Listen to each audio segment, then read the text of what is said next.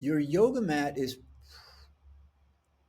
is part of self-care.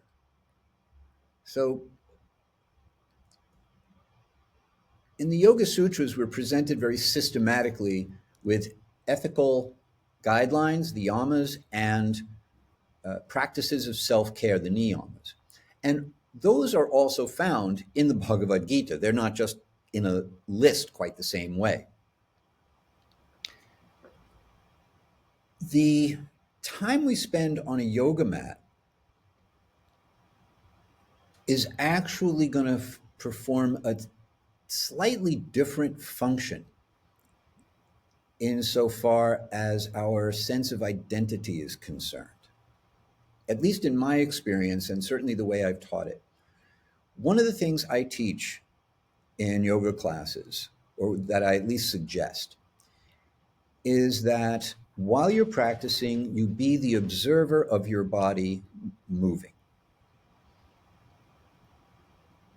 If we take the position of watching our body move as we go from one pose to another through whatever sequence we're doing, it's much easier to keep our heads in our practice rather than just moving without observing the movement. It makes the baseline instruction of the Bhagavad Gita experiential. And that baseline instruction is we are not these bodies. These material bodies that we have are vehicles, they're containers, and we're riding around in them as if on a mystical machine. And when we get on our mats and we bring our right foot forward, lift up, twist this way, bring our hands that way, if we're watching that the whole time, then we can have the experience of being the observer of our bodies as opposed to identifying with our bodies.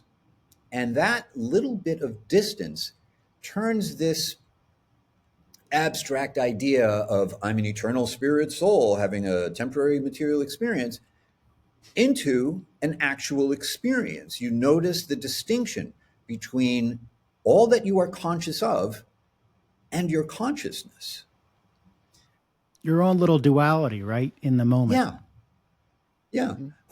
And, this is one of the things about the Bhagavad Gita that I find particularly useful is that it validates our experience of being an individual person in an individual container, in an individual body.